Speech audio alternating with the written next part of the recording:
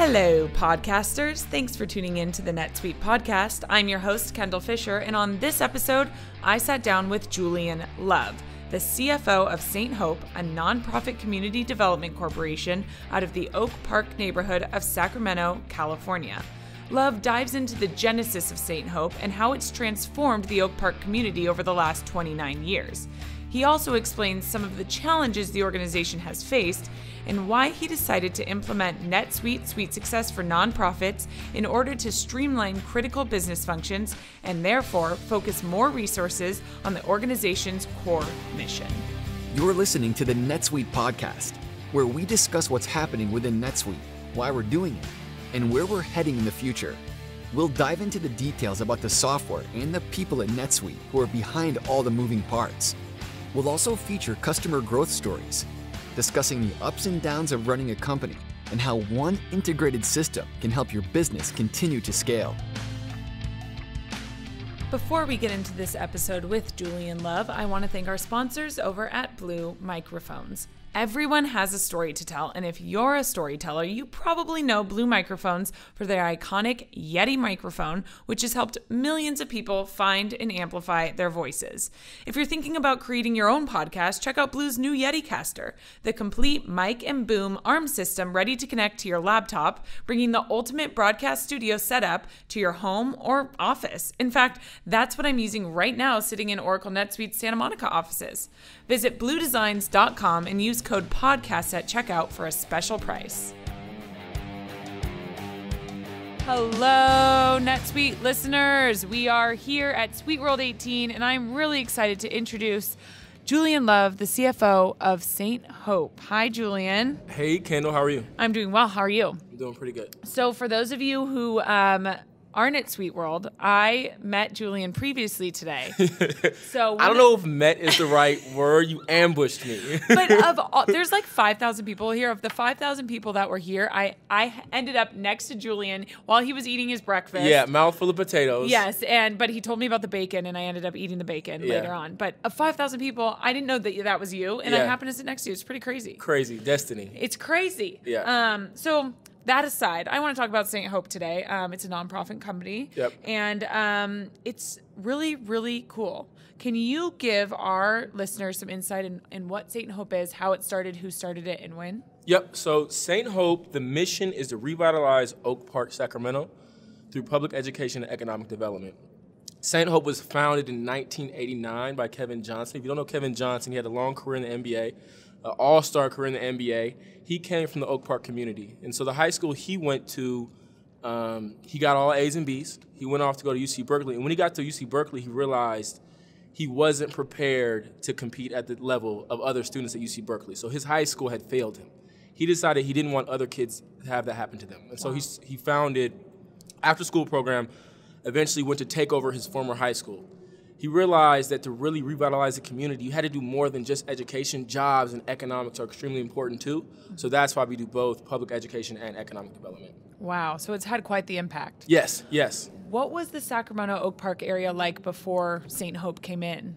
Yeah, I think our biggest impact is if you know Oak Park, you know Sacramento, if you go down Broadway, that intersection at Broadway and 34th was an abandoned hotel. A lot of things that kids shouldn't see go on. They would have to walk by that every day going to and from school. If you go there now, it's a thriving business community. So there's a coffee shop, there's a black-owned theater, a black-owned bookstore, a barber shop, and more things coming right now. And so it's just a really great place to be in Sacramento, and it was not that before St. Hope got there. Wow, that's incredible. Yeah. So how many businesses did you create in total, and how many jobs came from that? Yeah, so St. Hope has created over 20 businesses and 300 jobs all in the Oak Park community. Oh my gosh, Yeah. That's a lot. Yeah. And how have you seen now the Oak Park community change and evolve since what? So it's been now almost 20 years? Yeah. Over 20 years. Yeah. If you go down Broadway and other parts of Oak Park, it's a completely different place. Yeah. New shops every day. People are employed. People are happy and smiling. And it's just a really good place to be. And so we just want to continue this work, continue to do more. Do you live in the area? I live about 10 minutes from the area, but I'm thinking about buying a home in the area. You guys, he is 29 years old, by the way, and a CFO. Just gonna throw that out there. Thank you. a quick brag from me for you. I appreciate it. So what kind of challenges, first of all, when did you come on to St. Hope, and what challenges did you face when you came on? Yeah, so I was hired at St. Hope about 1.5 years ago. Wow. St. Hope Public Schools had struggled with their finance operation for about 3 to 4 years since the former CFO left. And I came on to really right the ship and rebuild the finance organization. Yeah. That's what we've been doing for about 1.5 years now. Wow. So that's where kind of your story with NetSuite starts then, correct? Correct. Can you explain how you guys decided to, or how and why you guys decided to implement NetSuite? Yeah. And how NetSuite's helped you guys overcome those challenges? Yeah. So like I said, when I joined, I was charged with rebuilding the finance organization. And so within that, a huge component is the technology that runs all your finance processes. And so I had to find what system we'd use. And so I went online, and literally the first thing I typed in was cloud ERP system. And the first thing that came up was NetSuite. So NetSuite is a leading cloud ERP. Before I got this job, I also did that. Okay. Because I was like, what is ERP? Yeah, exactly. But we'll get on that later. Okay. So yeah, I saw NetSuite, and obviously I looked at other companies as well. But NetSuite, the sales process, the product, price was good too. The fact that Oracle had purchased NetSuite meant a lot to me. I worked at Oracle in the past, and Oracle has that reputation. And so it almost was a no-brainer to go with NetSuite after doing all the homework we did. And what assets of NetSuite do you guys use? So we use NetSuite. First phase was NetSuite Financial and Payroll. Okay. So we did that first phase. We actually just went live with NetSuite Suite People on Monday. Wow. So by the way, you guys, we're recording this on a Wednesday at Sweet World. So wow, that I was was 3 able days to ago. Oh leave. my gosh, and come to Vegas. Yeah, shout out to Bobby. He's on my team. Oh. He's at home. He did the NetSuite, the Suite People implementation, so he's managing that. Good. Yeah, and so the next phase is we're looking at Suite Commerce and also CRM. Wow. And we also take advantage of subsidiary functionality. So we have the public schools on NetSuite. We also have our economic development company on NetSuite as well. And so that's given us a lot of savings because the same team can now do both public schools and economic development. And so we have more resources for the things that are super impactful to us. This episode is brought to you by Hint. If you don't know about Hint yet, their brand is all about making everyday chores more enjoyable. I mean, does it get any better than that? It started with Kara Golden, Hint's founder, who needed a way to drink more water, but wanted flavor without all those sugars and sweeteners that come in most drinks. So she created Hint Water, and I have to tell you, this is now my go-to drink. It has just a hint of flavor from real fruit essences and doesn't have any of those sugars or sweeteners. You can go to hint.co/welcome to get 30% off your first purchase if you want to give it a try yourself.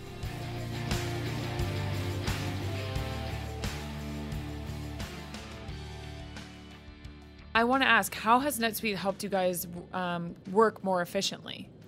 I think what I just went over, in the past we had 4 different accountants working in 4 different areas of the business, different contractors with their own operations, with their own strengths and weaknesses. Now we just have one team that can do our entire organization and kind of network of organizations, and it's driven a lot of efficiencies. What would you say then, that time and money and headcount that you guys have saved using NetSuite, where have you implemented that elsewhere within St. Hope? Yeah, so one thing we've done is we've been able to give our teachers a raise. Oh, and so I just got the chills. Yeah. My mom was a teacher, so that's and it's super important because their jobs are so tough. I can't. And it's so meaningful what they do. Yeah. And so, we just announced that we're kind of giving everybody a bump on our pay scale. And so part of that was from savings we got from the transition with NetSuite. Wow. That's incredible. That's incredible. I taught for a year with Teach for America. Oh, really? In Compton. Okay. And in Compton, California, for those of you who are listening elsewhere and not from California. And my eyes still are just I can't. The amount that goes into being a teacher of any kind is insane, especially in inner cities, in impoverished areas. It's so that is incredible to hear, and I'm so proud to call you a NetSuite customer and friend. Which actually, aside from the software, aside from the implementation and the efficiencies, why did you trust in NetSuite? I mean, this is a nonprofit that is incredibly special and is doing amazing things in the Oak Park, Sacramento community. What made you trust in NetSuite just as a brand and with the people that you worked with? The people I worked with were so good initially. The sales team, the professional services team, all of them, like, super responsive, really knew the product, really took the time to understand our business. And so I just felt really confident. And like I said, knowing Oracle was behind NetSuite, automatically I knew that it was the real deal. So has Kevin Johnson seen the implementation of NetSuite, and like, what does he say about it? I mean, he obviously started this company many, many years ago. So Kevin Johnson, also our chairman, Michelle Reed, are super ecstatic about what NetSuite has allowed us to do in terms of our finance operation. We've been able to add to our reserves. We always have a firm understanding of where we add in terms of our budgets and our actuals. And so everybody is super excited about what we've been able to do. That's great. That's amazing. I mean, you guys are doing amazing things. Like I said, every teacher deserves to be paid what a professional athlete is paid, in my opinion. I agree, 100%. So I want to talk about you a little bit. Okay. You're 29. Again, I know I've said this, but you're 29 years old. You're a CFO. What's your growth story personally?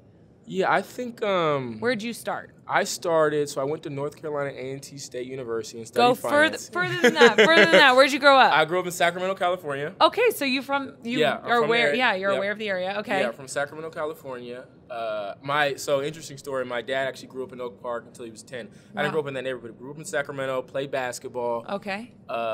Sheldon High School, which is like a superstory basketball school. And then I went to college, North Carolina A&T. Okay. After college, so I did a bunch of stuff in college. I kind of fell in love with just like chasing dreams. So I was on the Obama campaign. I ran for student body president. Awesome. Did a lot of stuff there. Then I went and worked for General Electric. Okay. And so I did their financial leadership program. Did that for 2 years. Learned a bunch of good stuff. Grew a lot.